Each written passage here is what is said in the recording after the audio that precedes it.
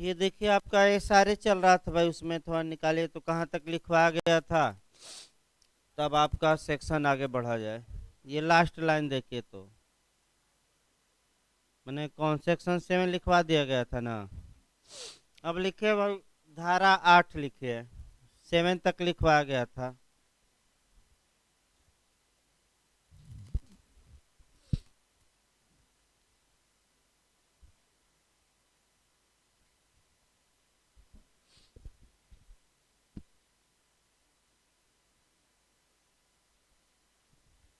लिखिए भाई, आपका एसआरए की धारा 8 हेडिंग डाल लीजिए। जिस व्यक्ति का कब्जा है,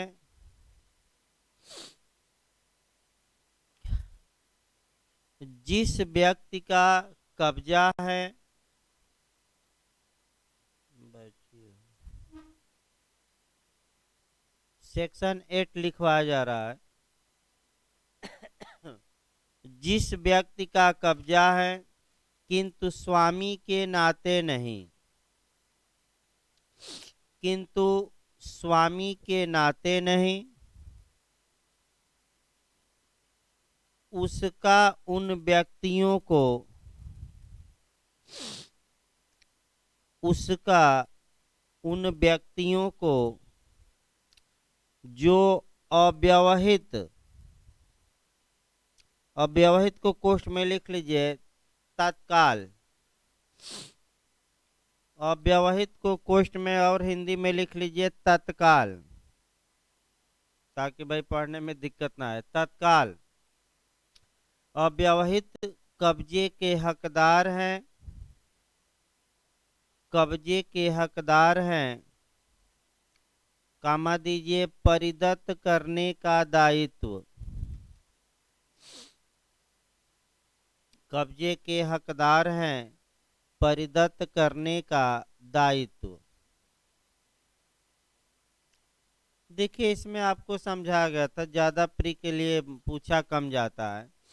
यानी कि कोई व्यक्ति किसी चल संपत्ति पर कब्जा रखता है लेकिन वह स्वामी नहीं है, लेकिन वह बाध्य है कि स्वामी को तत्काल कब्जा वापस करे, तो स्वामी ऐसे व्यक्ति से चल संपत्ति के कब्जे की मांग के लिए वाद दायर कर सकता है। जैसे अभी करता है, सेवक है, न्यासी है इत्यादि। मैंने कुछ रिलेशन बताए गए हैं, कम पूछा जाता है। लिख लीजिए 2 लाइन अलग से। यदि कोई व्यक्ति किसी चल संपत्ति पर कब्जा रखता है, यदि कोई व्यक्ति किसी चल संपत्ति पर कब्जा रखता है,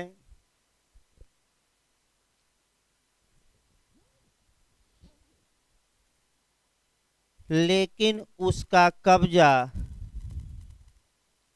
लेकिन उसका कब्जा स्वामी के नाते नहीं है, लेकिन उसका कब्जा स्वामी के नाते नहीं है, और और स्वामी उस कब्जे का तत्काल हकदार है, और स्वामी उस कब्जे का तत्काल हकदार है, तब स्वामी द्वारा इस धारा के तहत,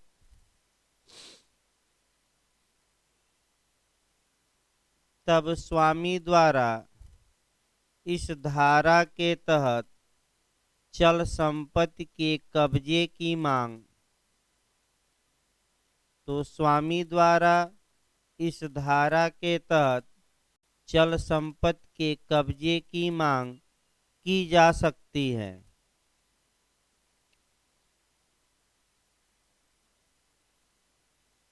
की जा सकती है। ये थोड़ा लाइट वहां से ऑन करिए तो ये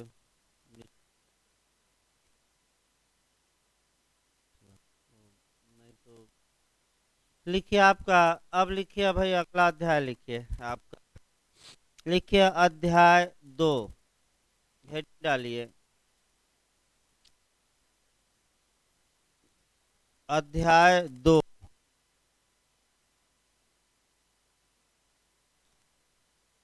का विनिर्दिष्ट पालन। हेडिंग डालिए। संविदाओं का विनिर्दिष्ट पालन या स्पेस परफॉर्मेंस ऑफ कॉन्ट्रैक्ट। धारा 9 से लेकर 25 तक, सेक्शन 9 से लेकर 25 तक।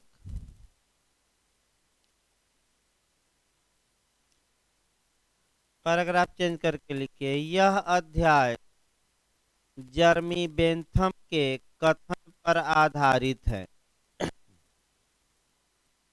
यह अध्याय जर्मी बेंथम के, विद्वान है ये, जर्मी बेंथम के कथन पर आधारित है। जर्मी बेंथम के कथन पर आधारित है कि जो वस्तु मेरी है वह मुझे दे दी जाए। भाई बताया क्या, बताया जा रहा था पहले ही दिन से, पहले ही दिन से ये वाक्य बताया जा रहा है कि जो वस्तु मेरी है वह मुझे दे दी जाए। इस अध्याय के तहत, अध्याय के तहत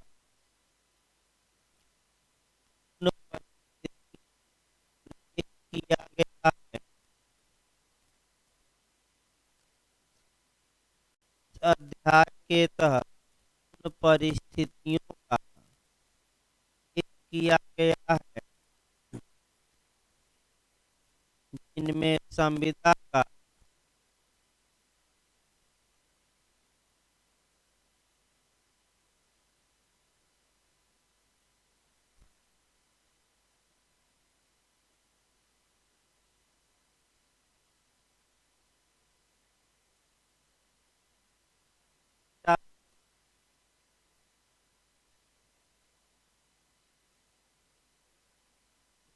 पालन करवाया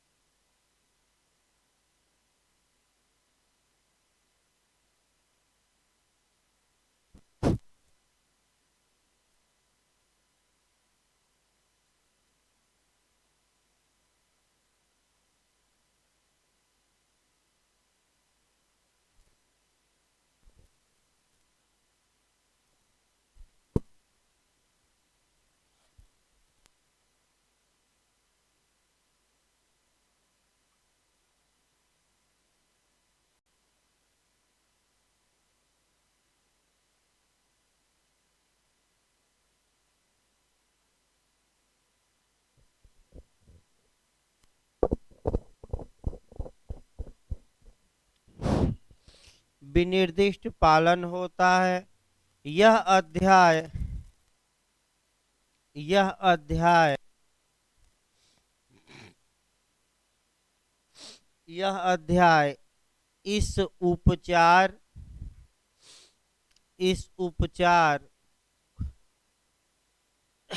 को प्रश्रय देने के लिए बनाया गया है। इस उपचार को प्रश्रय देने के लिए बनाया गया है।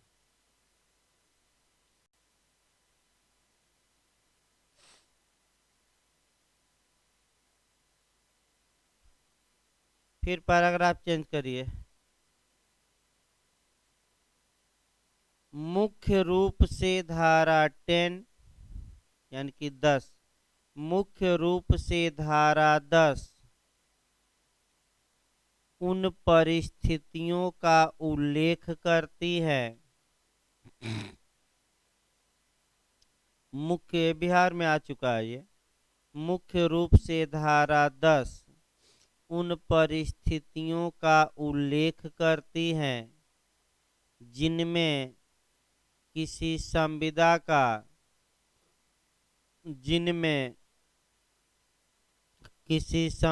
का विशिष्ट पालन नहीं करवाया जा सकता भाई। जिसमें किसी संविदा का विशिष्ट पालन करवाया जा सकता है जिसमें किसी संविदा का विशिष्ट पालन करवाया जा सकता है, जबकि धारा 14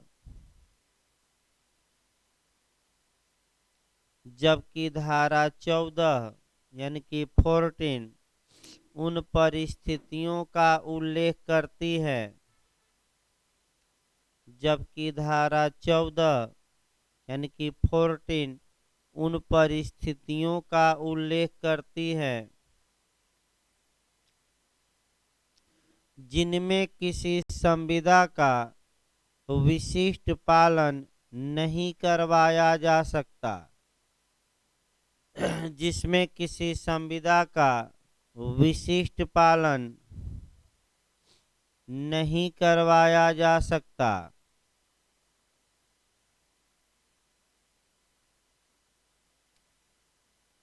यानी कि ये दोनों सेक्शन आपको अच्छे से पढ़ने। कौन कौन? 10 और आपका 14। 10 में ये है कि कब किसी संविदा का विशिष्ट पालन माने वही चीज दिलवाई जा सकती है, और 14 में है कि कब वही चीज न दिलवा कर मुआवजा, बैठिए भाई इधर, कब मुआवजा दिलवाया जा सकता है, ये आपका 14 में है। अब लिखिए धारा 9।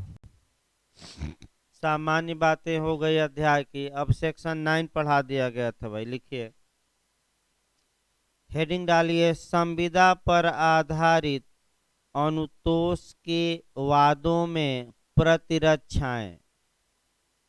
सेक्शन 9 लिखिए। अब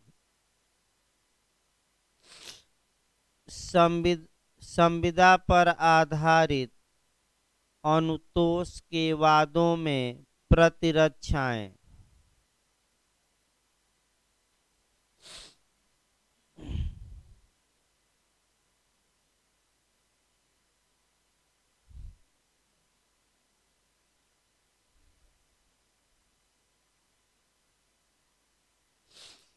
लिखिए,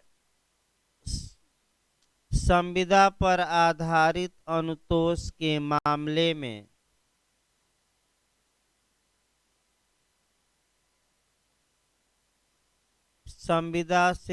संविदा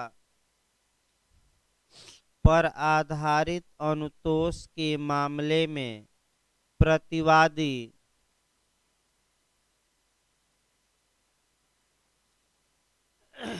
उन सभी आधारों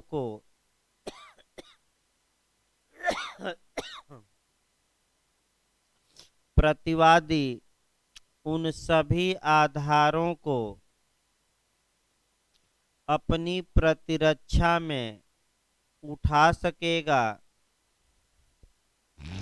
उन सभी आधारों को अपनी प्रतिरक्षा में उठा सकेगा जो उसे संविदाओं से संबंधित जो उसे संविदाओं से संबंधित विधि के अधीन प्राप्त है, जो उसे संविदाओं से संबंधित विधि के अधीन प्राप्त है। तो आखिर कौन कौन प्रतिरक्षा है जिसमें वह संविदा को रद्द करा सकता है? यानी कि वादी ने विशिष्ट अनुपालन की मांग की तो तुरंत प्रतिवादी अटैक करेगा और कहेगा कि इसका पालन ही न कराया जाए क्योंकि ये संविदा ही अवैध है या संविदा ही शून्य है और शून्य संविदा का पालन नहीं कराया जा सकता। तो ये कौन तर्क देगा, डिफेंडेंट या प्रतिवादी? तो अब संविदा नियम में आपको कुछ बातें लिखनी पड़ेंगी कि कौन कौन से तर्क हैं जिनके आधार पर आप संविदा को ही चुनौती देंगे। तो आपका लिखिए भाई, जैसे जैसे करके उदाहरण लिखिए। जैसे भारतीय संविदा अधिनियम 1872 के तहत, जैसे भारतीय संविदा अधिनियम 1872 यानी कि 1872 के तहत धारा 11 में पक्षकारों का अक्षम होना, ये भी उठा सकते हैं कि मैं तो माइनर था, ये करार ही क्या है, वार्ड एबिनिसियो, इसका विशिष्ट पालन न किया जाए। सेक्शन पक्षकारों का अक्षम होना।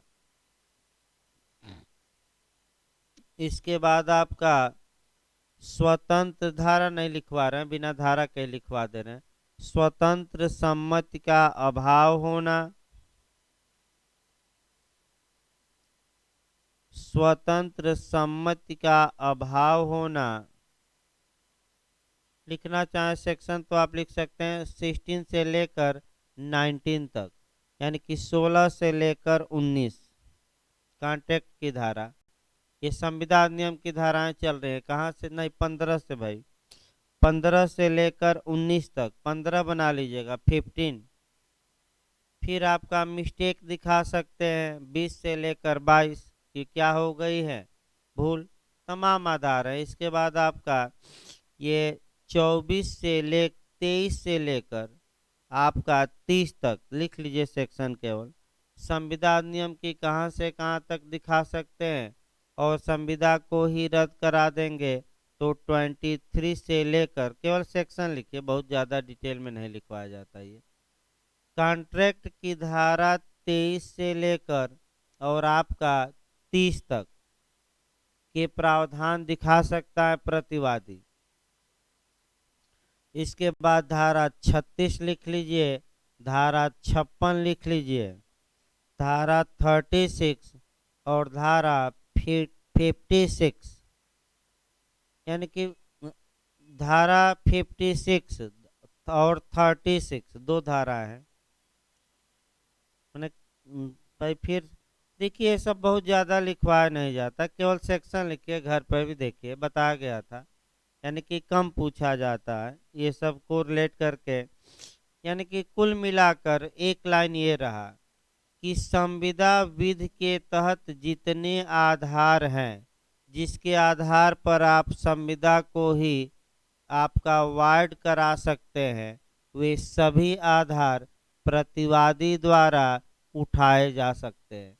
और वह केवल सेक्शन लिखवाया गया, संविदा अधिनियम पढ़ा गया है, ये नहीं कि। अगला लिखिए भाई आपका धारा 10 सेक्शन 10 लिखिए।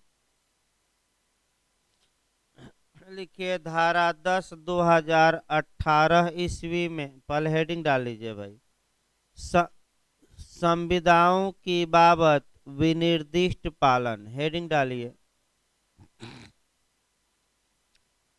संविदाओं की बाबत विनिर्दिष्ट पालन।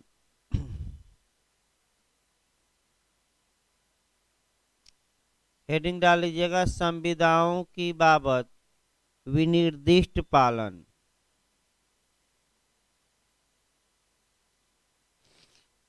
लिखिए पैराग्राफ चेंज करके, यह धारा 2018 ईस्वी में प्रतिस्थापित की गई है। यह धारा 2018 ईस्वी में 2018 में प्रतिस्थापित यानी कि पुनः नए सिरे से लिखी गई है। प्रतिस्थापित के ऐसा भी क्वेश्चन भाई पूछा सकता है प्री में। देखिए पहले ये धारा बहुत भारी भरकम थी, यानी कि आपका एक पेज में लिखी गई थी और पढ़ा भी ज़्यादा जाता था। लेकिन जब 2018 में संशोधन हुआ एसआरए में, तो इस धारा को बस 2 लाइन कर दिया गया। यानी कि पहले ये धारा बहुत व्यापक थी और काफ़ी प्रावधान दिए गए थे, और 2018 में इस धारा को बहुत दायरा सीमित कर दिया गया। देखिए क्या कहा गया, पहले समझने का प्रयास करिए। अब लिखना बंद कर दीजिए। अब आपका मुख्य रूप से क्या करना है, दिमाग में बैठाना है, क्योंकि सेक्शन 9 तक पढ़ाया गया था, 10 से शुरू करना है। पहले भूमिका देख लीजिए। धारा 10 में उस कंडीशन का वर्णन किया गया है जहां की किसी संविदा का स्पेसिफिक परफॉर्मेंस कराया जा सकता है, यानी कि जिस चीज के लिए संविदा हुई थी वादी को वही चीज दिलवाई जा सकती है। जैसे कि उदाहरण के रूप में आप देख सकते हैं, आपका ए ने बी से संविदा की कि हे बी, मैं तुम्हें अपना मकान बेचूंगा, और ए ने इनकार कर दिया बाद में, तो बी ए के खिलाफ मुकदमा कर सकता है और मांग कर सकता है न्यायालय से कि ए को बाध्य किया जाए कि ए यह मकान मुझे बेचे। तो इसी का प्रावधान की धारा में है 10 में, और इसी के 36 का आंकड़ा या ध्रुव विरोधी धारा है कौन सा, 14, जहां की बी मांग करता है कि हजूर यह मकान हमें दिलवाया जाए, लेकिन न्यायालय वह मकान न दिलवाकर उसके बदले क्या दिलवा सकता है, प्रतिकर।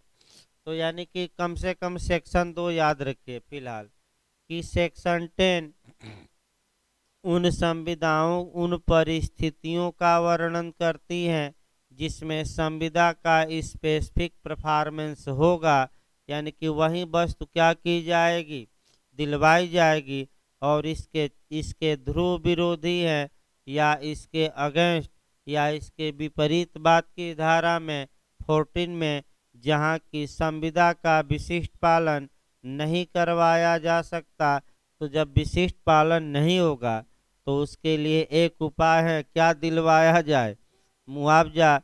क्योंकि जर्मी बेंथम भी तो यही कहते हैं कि जो वस्तु मेरी है, यानी कि जिस वस्तु के लिए मैंने संविदा की थी वह वस्तु मुझे दिलवाई जाए। हाँ, बदले में कोई अन्य वस्तु या धन लेने के लिए मुझे बाध्य न किया जाए। यद्यपि यदि न्यायालय अन्य धन या वस्तु देता है तो उसमें मुझे कोई आपत्ति नहीं है। तो अभी आपका जो बेंथम का कोटेशन है, आपका अन्य वस्तु, अब अन्य वस्तु का भी 2018 में संशोधन करके प्रावधान कर दिया गया है। यानी कि ये जमीन, ये मकान न लेकर कौन मकान ले लीजिए, कोई और मकान ले लीजिए, अन्य वस्तु माने ये मकान नहीं, कोई और मकान है हमारे पास वो ले लीजिए। तो आपका अगर बी रजामंद हो जाए तो ये भी काम चल जाएगा। लेकिन आगे सेक्शन और जो जोड़े गए हैं आपका बी से तमाम सेक्शन, उसमें आपको 1 2 3 दिन में आ ही जाएगा वो भी। अन्य वस्तु यानी कि प्रतिस्थापित, उसमें एक के वस्तु के बदले दूसरी वस्तु दिलवा जाती है। तो वर्तमान में आपका ये भी नियम आ चुका है। देखिए भाई आपका बैरक, मैंने बस एक लाइन जरूर याद रखिए, 10 और 14 एक दूसरे के क्या है, ध्रुव विरोधी। हाँ, कोई इसमें आपका 36 का आंकड़ा है, बिहार ज्यादा पूछा जाता है। एक क्वेश्चन मेंस में या तो धारा 10 से आ सकता है या 14 से, चांस रहता है। देखिए भाई आपका धारा 10 का पहले बैरक देखिए, न्यायालय द्वारा किसी संविदा का विनिर्दिष्ट पालन धारा 11 की उपधारा 2 सेक्शन 14 और 16 यानी कि 16 में अंतर्विष्ट उपबंधों के अधीन रहते हुए कराया जाएगा। इसका मतलब ये हुआ कि आपका 3 सेक्शन दिए हैं, 11 के कौन सा, 2, इसके बाद आपका दिया है सेक्शन 14 और सेक्शन 16। इसका मतलब समझिए भाई, अर्थात देखिए पहले काफी आपका विस्तृत ये सेक्शन लिखा गया था।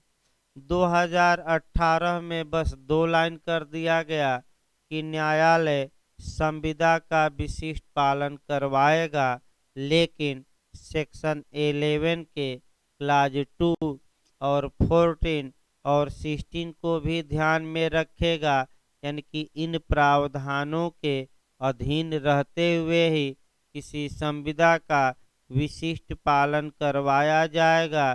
तो समस्या ये उत्पन्न हुई कि अगर मामला धारा 11 के क्लाज 2 में आ जाए या सेक्शन 14 में आ जाए या सेक्शन 16 में आ जाए, तो उस संविदा का विशिष्ट पालन नहीं करवाया जाएगा, अन्यथा अन्य संविदाओं का विशिष्ट पालन हो सकेगा। देखिए पहले ये नियम नहीं था, पहले आपका पूरा एक पेज में विस्तृत तौर पर लिखा गया था कि कब न्यायालय वही वस्तुवादी को दिलवा देगा जिसके लिए संविदा हुई थी। लेकिन अब ऐसा नहीं है, अब आपका ये कह दिया गया है कि न्यायालय संविदाओं का पालन करवाएगा, लेकिन किन उपबंधों के अधीन रहते हुए, सेक्शन 11 के कौन, 2, सेक्शन 14 और 16।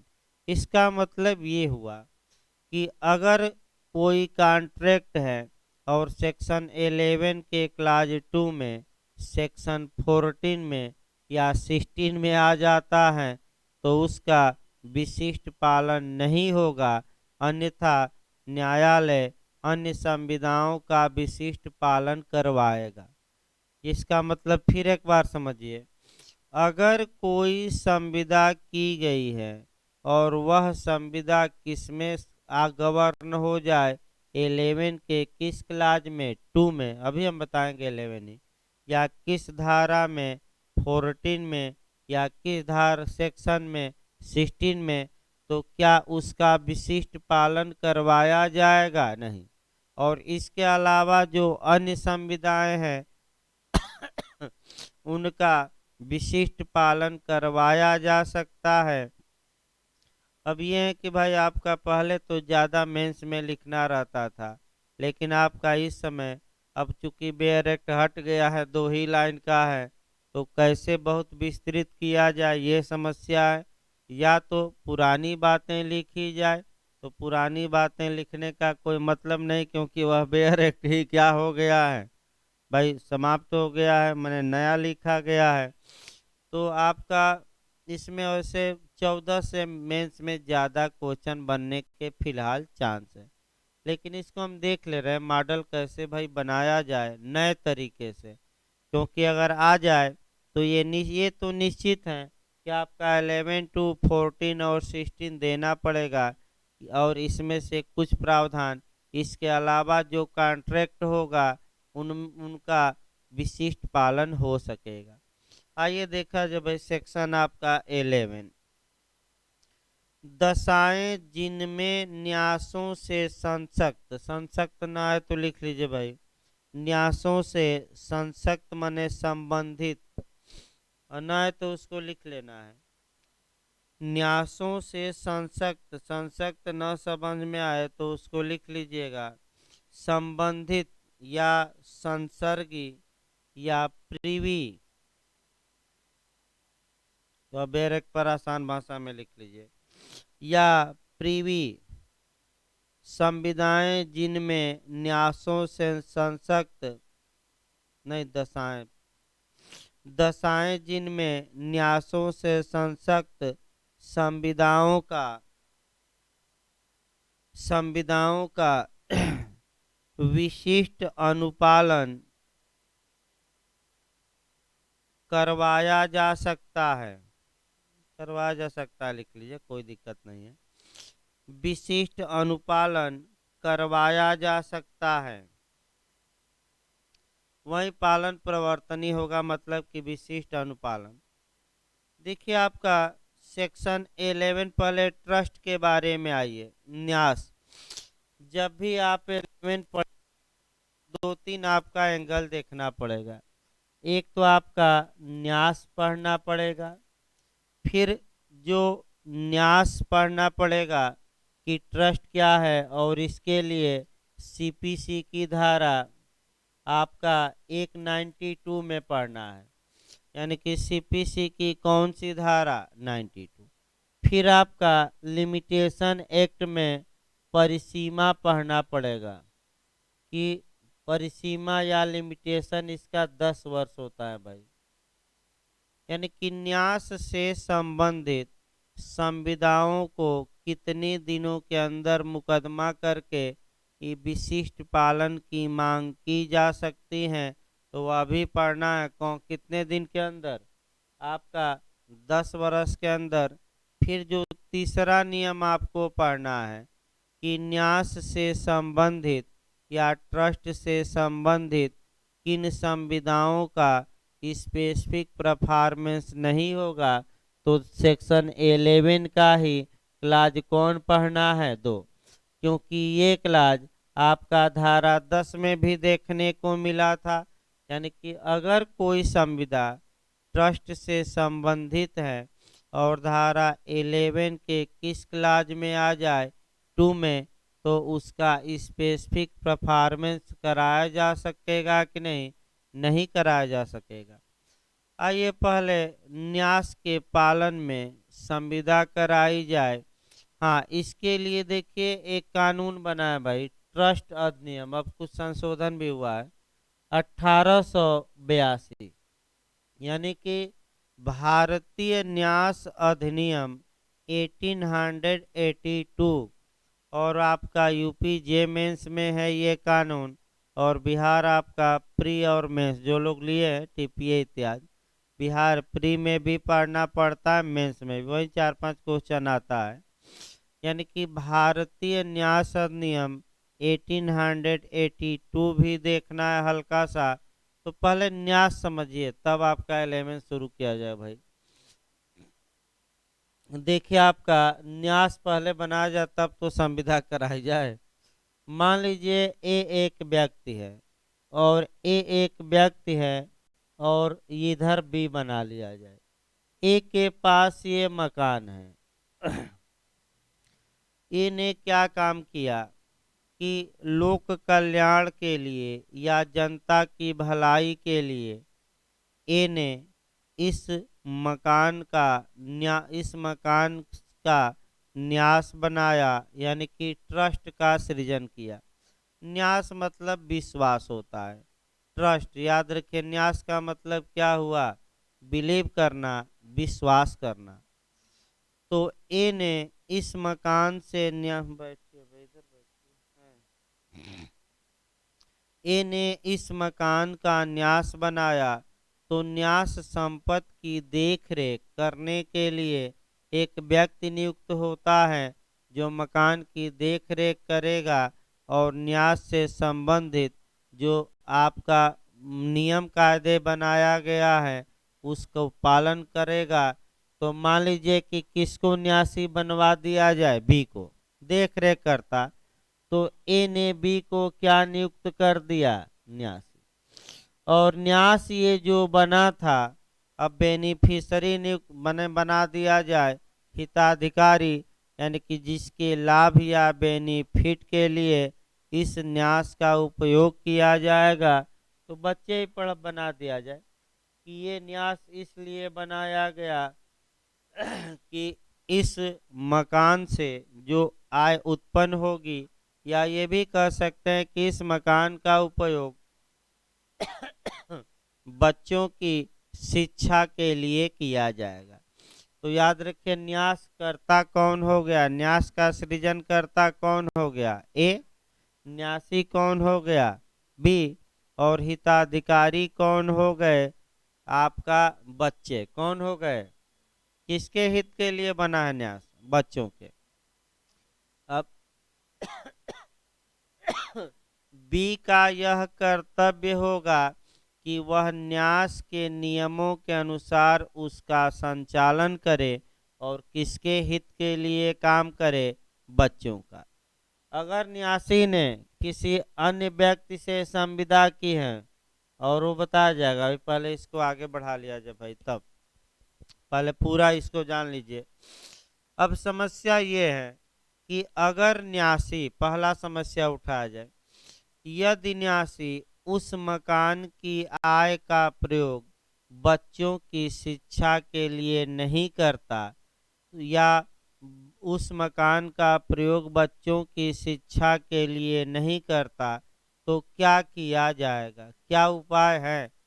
क्या बी को, यानी कि ट्रस्टी को, न्यासी को न्यायालय द्वारा बाध्य किया जा सकता है कि नहीं कि वह बच्चों की शिक्षा के लिए पैसा खर्च करे, यानी कि अपने कर्तव्य का क्या करे, पालन किया जा सकता है कि नहीं। तो जब किया जाएगा तो इसके लिए सिविल वाद लाया जाएगा।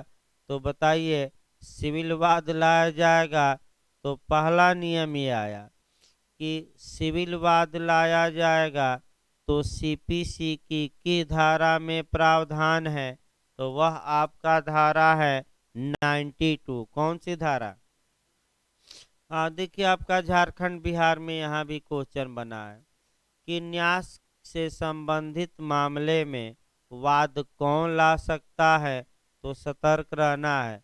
एक महाधिवक्ता ला सकते हैं, कौन, एडवोकेट जनरल। और दूसरा कौन, दो या दो से अधिक हिताधिकारी, लेकिन न्यायालय की इजाजत से। यही आपका चार ऑप्शन देता है बिहार और झारखंड में।